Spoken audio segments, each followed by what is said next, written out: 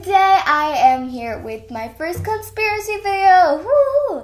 And I want to try to somewhat disprove the theory of Julian 2's conspiracy video of if Zios really is a Phantom King, because I have my own opinion on it and I kind of want to share it, if you know what I mean. So yeah, so in Julian's video he thinks that Zios is a phantom and Mira is a phantom because phantoms are created from other phantoms, and I see where he's coming from, but does that mean that the animals are phantoms? Because I don't really believe that Zios is a phantom if the animals aren't phantoms.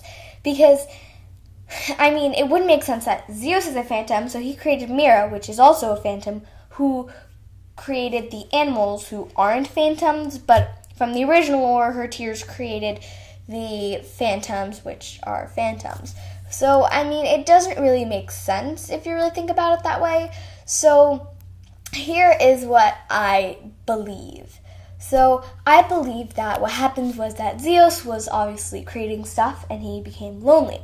So then he created Mira, which is, well, Mira the gray heron. And so something happened. So they loved each other. They created the animals and Jamal and all that stuff. And then Mira and Zios got into a fight, and then Zios left for some reason. And so then Mira's tears of sadness, which is an important word in this video, by the way, created the phantoms. And so, yeah. So what I kind of believe happened is that the phantoms are phantoms, and that is it. That doesn't mean that the animals or Zios or Mira are phantoms. Because I believe that, because Mira is technically the mother of the phantoms kind of were hardwired to hate Zios because they were created when Mira hated Zios and was sad about him. So to get their revenge, they went over to Zios, they hunted him down, they found him. And in Julian's video, it says that when Zios was captured, he wasn't necessarily physically captured, but more maybe like he was corrupted because his morals were taken from him and then he was corrupted. So what if that his morals were taken and then his memory was kind of like erased, and then he could have become a Phantom King? So what I mean is that, so he was kind of broken, his morals were taken from him, mask fell, Phantom King. And then what does that mean for the phantoms that appear when you sleep? Near the statue. Well, I don't really think that they're real phantoms because they kind of look a little bit different. So my theory is that they're not real phantoms, but they're more of the spirit that is left from Zios. Because remember, his morals were taken from him, he was completely broken, so then what is left of him is the sorrow that he has. So maybe, if one of his morals was happiness, that was taken from him, and in his place was that phantom spirit of sorrow that just circles around, and so forth and so forth. And more comes as more dreamers sleep. And so when that happens, his morals are broken. And so it kind of thinks of, is the phantoms the literal opposite species of all of the animals? And I think so, because Julian says that phantoms have to come from other phantoms. But is that necessarily true? I mean, kind of, but what if something sparks a phantom to come from another phantom? So, I mean, if you really think about it, the phantoms were created when Mira was very, very sad, and those became phantoms. So what if the more sorrow you have, the more phantoms there are? Well, it would make sense, kind of, because, for example, let's pretend that somebody in Jamal Township scams another jammer.